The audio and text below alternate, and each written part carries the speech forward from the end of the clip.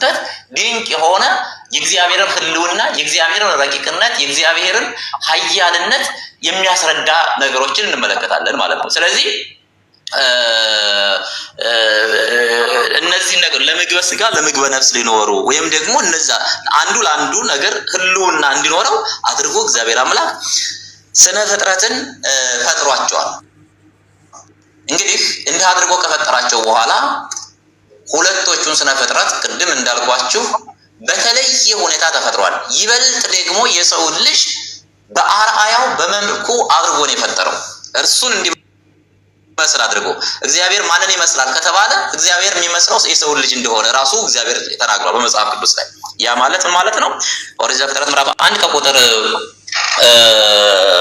26 ላይ ቅድም እንዳልኳችሁ እግዚአብሔርም አለ ሰውን በአርአያችን በምሳሌያችን እንፍጠር አለ። ያ ማለት የሰው ልጅ እግዚአብሔርን የሚመስልበት ባህሪ አድርጎ ፈጥሮታል። ይሄ ማለት የሰው ልጅ ተፈጥሮን ስንመለከት የስጋዊ ባህሪና የነፍስ ባህሪ አለው። አሁን የሰው ልጅ እግዚአብሔርን ይመስላል ሲባል ምን ማለቱ ነው የሚለውን ስንመለከት ማለት ነው። ይሄ ማለት ምን ማለት ነው? የሰው ልጅ እግዚአብሔርንም ይመስላል። እንግዲህ የተፈጥሮን ስነ ፍጥረትን የሰው ልጅ ስነ ፍጥረት ስንመለከት እንደምታውቁት ከሰባቱ ባህሪያት ወይም ከሰባት ባህሪያት ተፈጥሯል። ሁለቶቹ ባህሪያት ይሄ የመጀመሪያው ባህሪያት አራቱ ባህሪያት የስጋ ባህሪ ናቸው። አራቱ የስጋ ባህሪያት ተብለው ይጠራሉ። እሳት፣ ነፋስ፣ ውሃ፣ መሬት እነዚህ ማለት ነው። ከነዚህ ሁሉም ስነ ፍጥረታት ተፈጥረዋል ስንመለከት ማለት ነው። ከዕለተ እሑድ በኋላ ግብርግር የተፈጠሩት ማለት ነው። እነዚህ ተፈጥረዋል። የሰው ልጅ አራቱ ባህሪያት በተለየ ደማዊት ነፍስ ሰጥቶ ከዚያው ደግሞ ከእንስሳት የሚለይበትን ደግሞ ህያዊት የሆነች ነፍስ ሰጥቶ ነው የፈጠረው። አሁን የሰው ልጅ እግዚአብሔርን የሚመስለው በዚህ ነው። የሰው ልጅ በነፍሱ ባህሪ እግዚአብሔርን ይመስላል። ያ ማለት ምን ማለት ነው? እንዴት ነው የሚመስለው ሲባል እግዚአብሔር በባህሪው የማይያዝ የማይጨበጥ ረቂቅ በዓለም የመላ የማይዳሰስ ረቂቅ ነው። ያ ረቂቅ የሆነውን እግዚአብሔር እኛን ደግሞ በነፍሳችን ባህሪ ረቂቅ አድርጎ ፈጥሮናል። አስተውሉ። ሰው የእግዚአብሔርን ባህሪ መመርመር ይቅርና የራሱን ባህሪ መመርመር አይችልም። ነፍስህ ምን ትባላለች ምን ትመስላለች ተብሎ አንድ ሰው ቢጠየቅ ስለ ነፍሱ ይሄን ትመስላለች ብሎ መናገር የሚችል የለም። ይሄንን ተብሎ ነፍስ ማለት ይችናት ብሎ ያረጋገጠ ሳይንቲስትም የለም። በቅድስና ህይወት ውስጥ ነው የሚገኘው። ነፍስ ማለት ይችን ትመስላለች ይችናት እንዴናት ብሎ የሆነ ፕሩፍ አድርጎ ያሳየው ሰው እንግዲህ አለሁ የሚል የለም። እኔ እንግዲህ አላነበብኩም። አስተውሉ። ቢያንስ ነፍሳችንን እንኳን ማወቅ አልቻልንም። የሰው ልጅ ምንድነው ብሎ ራሳችንን ራሱ ማጥራት አንችልም። አጥንተን አንደርስበትም። የሰው ልጅ የእግዚአብሔር ህልውና የእግዚአብሔር ረቂቅነት የእግዚአብሔር አኗኗር የእግዚአብሔር ዘላለማዊነት ይቅርና የሰው ልጅ እንኳን ማወቅ የማይቻል የሰው ልጅ ራሱ የሰው ልጅ አያውቅም። እንደው በሳይንሱም በዚህም በቃ አጠቃላይ በሰው ህዋሳት ላይ የሚያጠኑ ራሱ በአንደኛው ክፍል ላይ ይሄ ሊሆን ይችላል ብሎ ሊያጠና ይችላል። ያ ያጠናው ግን ጥናት ለዘላለም ራሱ የማያኖረው ነው። አይኖርም። አጥኚውም ይሞታል፣ ሌላኛውም ይሞታል። ይሄ በጣም ረቂቅ የሆነ ራሱ የሆነ አሰራር እግዚአብሔር እንዳለው ያስረዳናል ማለት ነው። ስለዚህ እግዚአብሔርን የምንመስለው በነፍሳችን ባህሪ ነው። አስተውሉ። እንግዲህ እግዚአብሔር መኖሩን እግዚአብሔር ረቂቅ አምላክ ነው ስንል ረቂቅ አምላክ መሆኑን በምን እናውቃለን ስንል ረቂቅ የሆነችው ነፍስ በመፍጠሩ እግዚአብሔርን እናውቃለን። እግዚአብሔር የማይታይ የማይዳሰስ ረቂቅ ነው ብለን ስንናገር ደግሞ በአርአያው በአምሳሉ የፈጠራት የሰው ልጅ ነፍስ ረቂቅ የማትዳሰስ የማትጨበጥ እንደሆነ ማወቅ አለብን። አሁን መቼም ነፍስህ ትዳሰሳለህ ወይም ደግሞ ነፍስ ማለት ይችናት ብሎ ነፍሱን የዳሰሰ ሰው አይኖርም። ይሄ ማለት ይሄን ስላችሁ ነፍስ ከስጋ ከተለየች በኋላ የዳሰሳት እንደማለቴ ነው እንድትረዱኝ እዚህ ላይ። ያ ማለት ያቺ የማትዳሰሰው ነፍስ በሚዳሰስ ስጋ ተዳሳለች። ያ ማለት አሁን እኛ ስንናገር የምትናገረው ነፍስ የማይናገረን ስጋ ተዋህዳ የማይናገረውን ስጋ ተዋህዳ በስጋ ባህሪ ተገልጻ ትታያለች፣ ትዳሰሳለች፣ ትበላለች፣ እንድትሆናለች። ይሄ ደግሞ ራሱ የቻለ ሰፊ የሆነ ትምህርት አለው። ይሄ ነገረ ተዋህዶን ሲያጠይቅ ነው። ይሄ የክርስቶስና የተስቤትና የመለኮትን ተዋህዶ የሚያጠይቅ ነው። የሰፊ ትምህርት ነው። ወደዛ ውስጥ አንሄድ። ስለዚህ እግዚአብሔርን የምትመስለው በዚህ ነው አንደኛው። ሁለተኛው እግዚአብሔርን የምትመስለው ደግሞ ነፍሳችን ይሄ በሚስጥረ ሥላሴ ትምህርት ላይ ራሱን የቻለ ትምህርት አለ። የኩነት የሚባል ትምህርት አለ። ይሄ በጣም ሰፊ የሆነ ትምህርት ነው። በዚህኛውም አሁን ላለው ሁኔታ ላይ ጊዜ ስለማይበት ያ ማለት ነው ሥላሴ በስም በግብር በአካል ሶስት በባህሪ በህልውና በፈቃድ በአምላክነት በፈጣሪነት አንድ ናቸው። ይሄ ሰፊ የሆነ ትምህርት ነው። ሌላኛው ሶስተኛው ኩነት የሚባል ትምህርት አላት ቅድስት ቤተክርስቲያን። ኩነት ማለት ምን ማለት ነው የሚለው ስንመለከት መሆን ማለት ነው። መሆን ማለት ምን መሆን የሚል ጥያቄ ያስነሳል። አብ ወልድ መንፈስ ቅዱስ ብለናል። አብ ልብ ነው የሚሆነው፣ ከዊነ ልብ ይሆናል። ከዊነ ልብ ያ ማለት ከዊነ ልብ መሆን የአብ ራሱ ልብ ሆኖ ለወልድ ለመንፈስ ቅዱስ ልባቸው ነው። ወልድ መንፈስ ቅዱስ በአብ ልብነት ያስባሉ። ወልድ ደግሞ ከዊነ ቃል ይባላል። ቃል መሆን ነው። የአብ የመንፈስ ቅዱስ ቃላቸው ወልድ ነው። መንፈስ ቅዱስ ደግሞ ሕይወታቸው ነው። ስለዚህ በአብ ልብነት አንድ ልብ አላቸው፣ በአብ ልብነት ያስባሉ። አንድ ቃል አላቸው፣ በወልድ ቃልነት ይናገራሉ። አንድ እስትንፋስ አላቸው፣ በመንፈስ ቅዱስ እስትንፋስነት ሕያው ሆነው ይኖራሉ። ሕያው ሆነው ይኖራሉ። እነዚህ ሶስት ኩነታት በሰው ልጆች ባህሪ ውስጥ ላይ አለ፣ በነፍሳችን ባህሪ ውስጥ ላይ። ያ ማለት ምን ማለት ነው? የሰው ልጅ የሚያስብ የምታስብ ልብ አለችው፣ የሚናገር ቃል አለው፣ ሕያው የሚሆንበት እስትንፋስ አለው። ይሄ ቃላችን ተገኝቶ በኋላ እስትንፋሳችን የመጣ አይደለም። ነፍሱ ባለችበት ሰዓት የሰው ልጅ ልብ አለው፣ ያስባል፣ ቃል አለው፣ ይናገራል፣ ድምፅ ያሰማል፣ ሕይወት አለው፣ እስትንፋስ ይኖረዋል። ስለዚህ ያቺ አንዲቱ ነፍስ ልብ አላት፣ ቃል አላት፣ ሕያው ናት፣ የምትንቀሳቀስ ናት ማለት ነው። አስተውሉ። ግን ነፍስ ስንት ናት? እየሰማችሁ ነው? አዎ ይሰማል። እሺ፣ ግልጽ ነው የምናገረው ግን? አዎ በደንብ ኧረ ይገባል። በጣም በቀላል በእውነት እየሰማን ነው። እየሰማን ነው። ላለመረበሽ ነው። እሺ። ስለዚህ አንዲቱ ነፍስ ሶስት አይነት ባህሪያት አሏት። ልብ የመሆን ያ ማለት የምታስብ ናት፣ የምትናገር ናት፣ ሕያው ሆና የምትኖር ናት። ሶስት ነገሮች ስላላት ሶስት ነፍስ አትባልም። ሶስት ነፍስ ናት ልትባል አትችልም።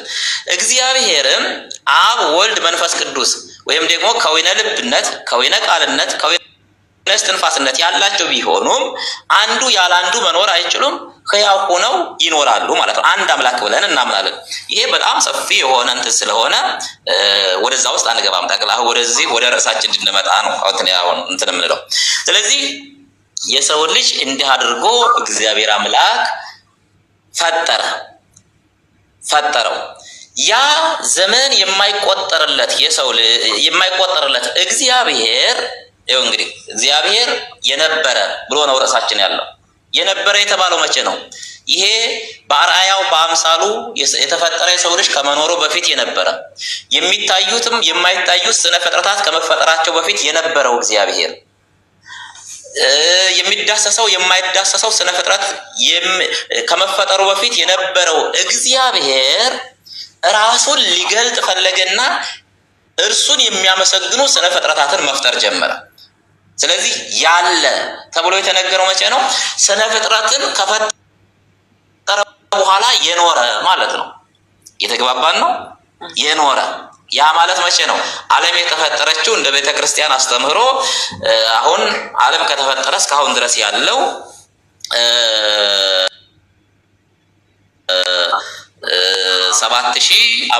7518 ዓመት ሆኖታል።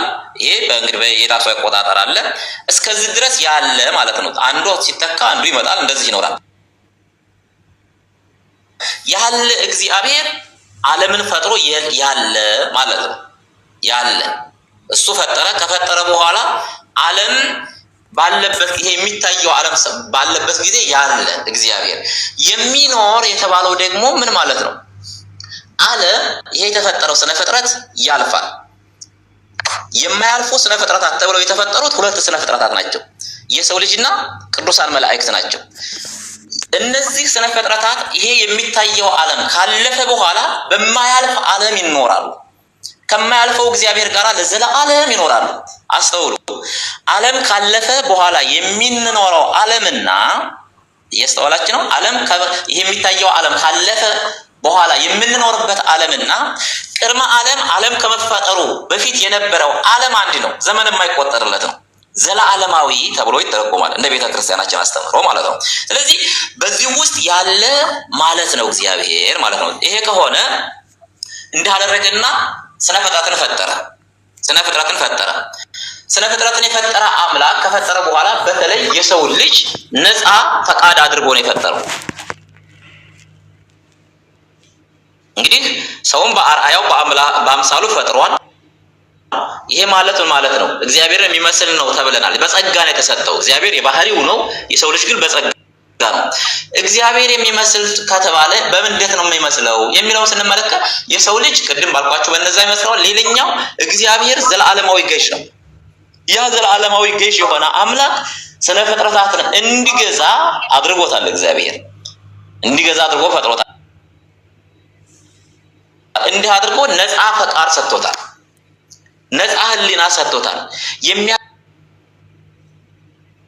አእምሮ ሰጥቶታል። ከሌላው ለይቶ ይሄ የተሰጠን አእምሮ ህሊናችን ራሱ ዳኛ ይሆንና ማን ፈጠረን ከየት መጣን ብለን ራሳችን እንድንመረምር ያደርገናል። እኔ ማን ነኝ ብሎ አንድ ሰው ሲመረምር ከየት እንደመጣ እናትና አባቴ ወለዱኝ እንበል። እናትና አባቴ ማን ወለዳቸው? ከየት ተገኙ? ከየት መጨረሻ ላይ ሲሄድ የሰው ልጅ የመጀመሪያው ሰው አዳም ዘንድ ይደርሳል ማለት ነው። ስለዚህ ከአዳም በፊት ላይ ሌላ የሰው የሚባል አካል አይደለም እንረዳለን ማለት ነው። ስለዚህ የሰው ልጅ እንደዚህ ሆኖ የሚያስብ አእምሮ ተሰጥቶት የተፈጠረ እንደሆነ እንመለከታለን ማለት ነው። የሰው ልጅ ስለዚህ እግዚአብሔር መኖሩን በምን እናውቃለን ከተባለ በፈጠረው ስነ ፍጥረት እግዚአብሔር መኖሩን እናውቃለን። ሁለተኛው በህሊና ዳኝነታችን ራሱ እናውቃለን። ህሊናችን ዳኛ ሆኖ እግዚአብሔር እንዳለ እናውቃለን። ሃይማኖት ይኖረውም አይኖረውም ግን ከየት መጣሁ ብሎ ህሊናው ራሱ ይዳኝበታል። እና ምን ይላል መጽሐፍ ቅዱስ? ሐዋርያው ቅዱስ ጳውሎስ ራሱ ሲናገር ህግ ለሌላቸው ራሱ ህሊናቸው እንደሚዳኛቸው መጽሐፍ ይናገራል። ህሊና ራሱ ለዛ እኮ ነው አንድ ሰው ክፉ ሲሰራ የሚጸጸተው፣ መልካም ሲያደርግ የሚደሰተው ህሊናው ራሱ ምን ስለሚለው ነው? ስለሚነግረው ነው። መልካም መስራት ጥሩ እንደሆነ ህሊናው ራሱ ይነግረዋል። ባይማር ራሱ ማለት ነው። ሃይማኖት ባይኖረው ራሱ በጎ ማድረግ ጥሩ እንደሆነ ህሊናው ይዳኘዋል። ስለዚህ ህሊናው ራሱ እግዚአብሔር እንዳለ ያስረዳል ማለት ነው። እና እንዲህ አድርጎ የሰው ልጅ ነፃ ፈቃድ አድርጎ ፈጥሮታል። ይሄ ነፃ ፈቃድነቱ ምንድነው? የፈለገውን እንዳደርግ ሰጥቶታል። ለምሳሌ ይሄንን ሊቃውንት ሲናገሩት የሰው ልጅ አእምሮ ወይም ህሊናው የተሰጠው እንደ ነጭ ልብስ ነው ወይም እንደ ነጭ ወረቀት ነው። ግልጽ ነው አይደለ? ነጭ ወረቀት በቀይ እስክሪብቶ ብንጽፍበት ቀይ ይቀበላል። በጥቁር እስክሪብቶ ብንጽፍበት ምን ያደርጋል? ጥቁር ይቀበላል። ነጭ ልብስ እንደዚሁም ቀይ ቀለም ብንቀባው ቀይ ይሆናል። ጥቁር ብንቀባውም ጥቁር ይሆናል። የሰው ልጅ አእምሮ ያ ነው።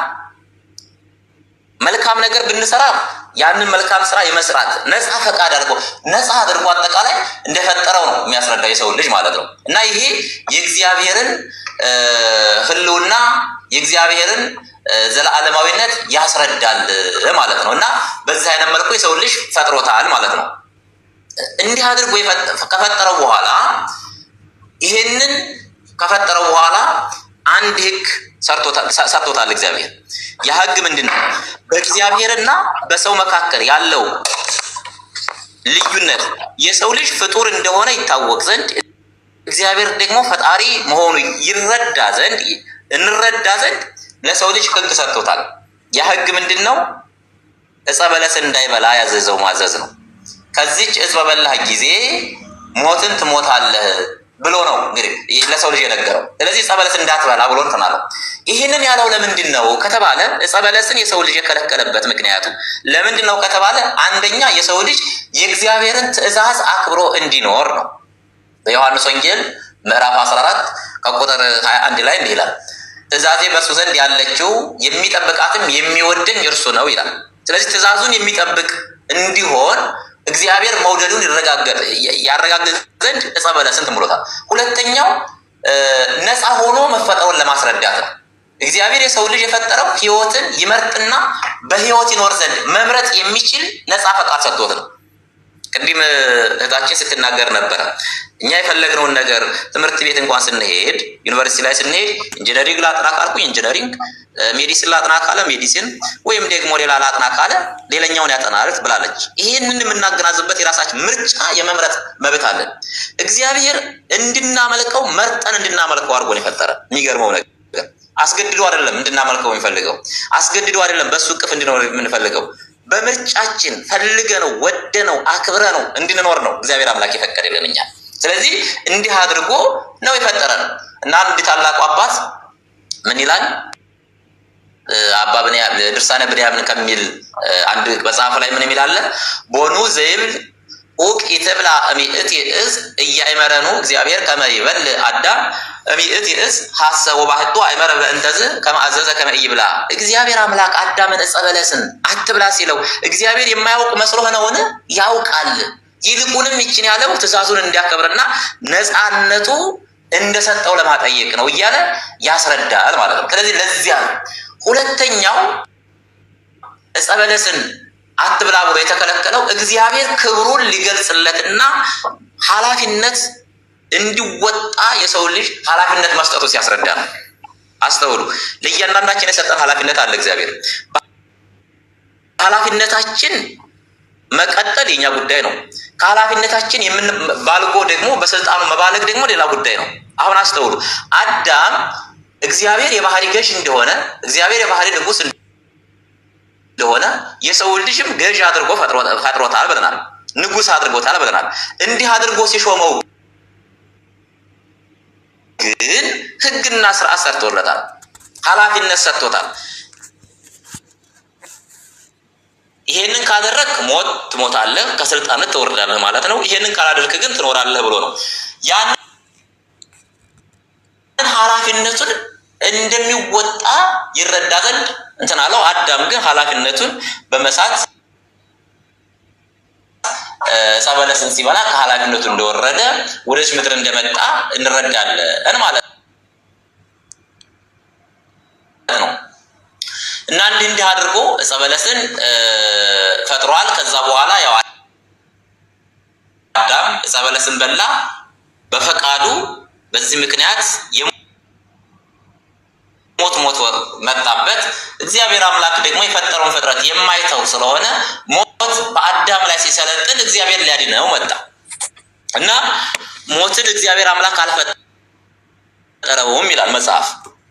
ሞትን አልፈጠረም። ጠቢቡ ሶሎሞን ሲናገር ምን ይላል? እግዚአብሔር ሰይ ገብረ ሞት አላ ረሲአን ሰብአ ሰው ወአምሰል ወአርከ።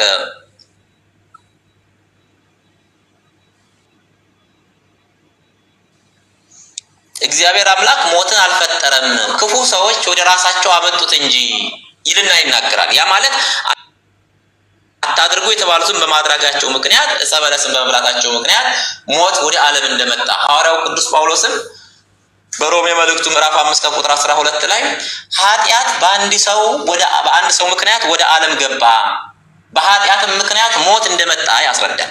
ስለዚህ ሞት ወደ ሰው ልጆች እንደመጣ ያስረዳል ማለት ነው። እና ይሄንን ሞት የተፈረደበትን የሰው ልጆች ለማዳን እግዚአብሔር አምላክ ወደዚህ ዓለም እንደሚመጣ የተስፋ ቃል ነገረው። አዳምም በመበደሉ ምክንያት ፈጣሪውን ይቅርታ ጠየቀ። አዳም በበደለው በደል ፈረደበት። ይቅር በላይ ባለው ምክንያት ደግሞ ሊመረው ወደዚህ ዓለም መጣ። ወደዚህ ዓለም መጣ። 5500 ዘመን ሲፈጸም አድንሃለሁ የሚል የተስፋ ቃል ሰጠው። 5500 ዘመን ሲፈጸም ያ ቅድመ ዓለም የነበረው የሰው ልጅ ቅድመ ዓለም የነበረው እግዚአብሔር ዓለምን ሊያድነው እንደመጣ ያስረዳል። ይሄንን ደግሞ በዮሐንስ ወንጌል ምዕራፍ 1 ከቁጥር 1 እስከ 14 ድረስ ያለውን ታሪክ ማየት እንችላለን። በመጀመሪያ እግዚአብሔር ነበረ፣ እግዚአብሔርም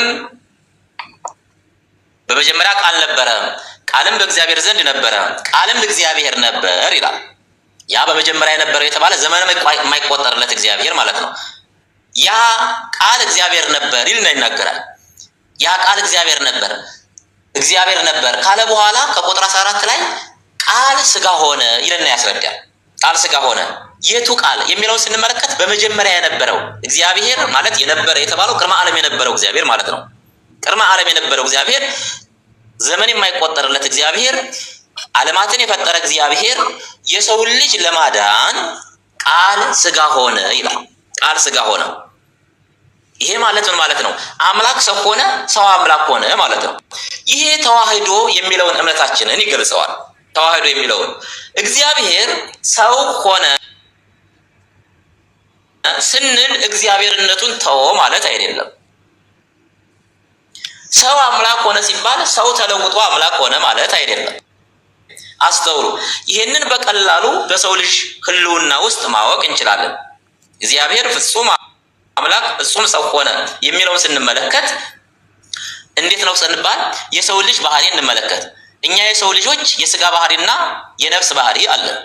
የስጋ ባህሪያችን የሚዳሰስ ነው፣ የሚጨበጥ ነው፣ የሚታመም ነው፣ የሚዳሰስ ነው፣ የሚሞት ነው፣ የሚበላ ነው፣ የሚያንቀላፋ ነው፣ የሚደክም ባህሪ አለን የስጋ ባህሪያችን።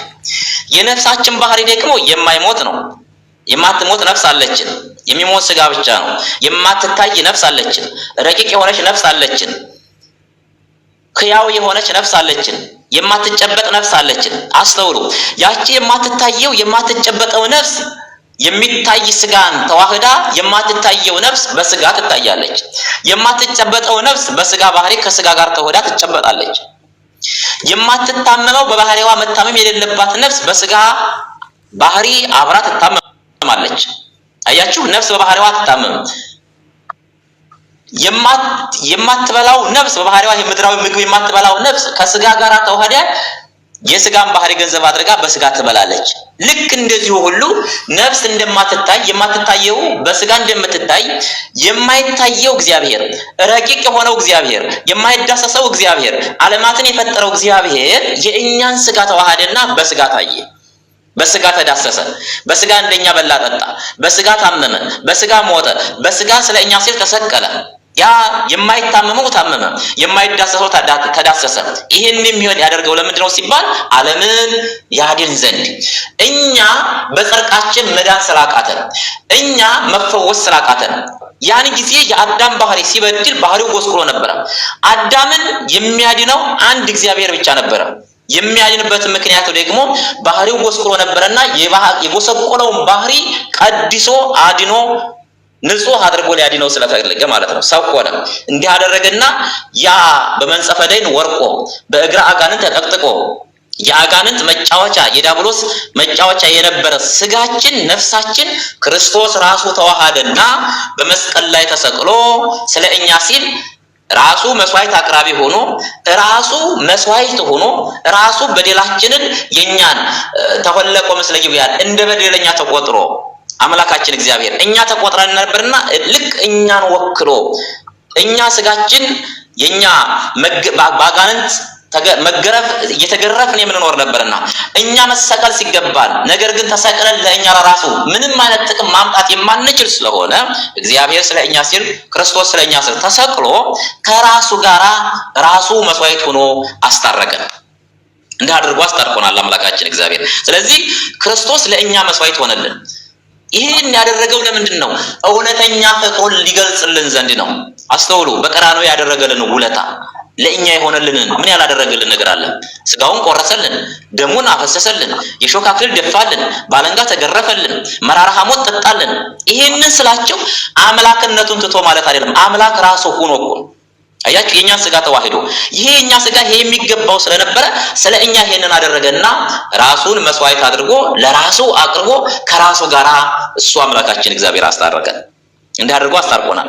ስለዚህ ይሄን ያደረገ እግዚአብሔር ለኛ ሁሉን ነገር አደረገልን። ቢገርማችሁ እንዲህ አድርጎ ዋጋ ከፍሎ ካዳነን በኋላ እንኳን ብንበድለው ራሱ ፀሐይን ያሰርቅልናል ያወጣልናል። ስንበድለው ሁሉን ነገር ያደርግልናል እና ይሄንን የሚያደርግ እውነተኛ የፍቅር አምላክ መሆኑን አስረዳን ማለት ነው። እንደው ያው ስለማያልቅ ከዚህ ጋር ይበልካናልና በዚህ አይነት መልኩ እግዚአብሔር ህልውናውን እናውቃለን።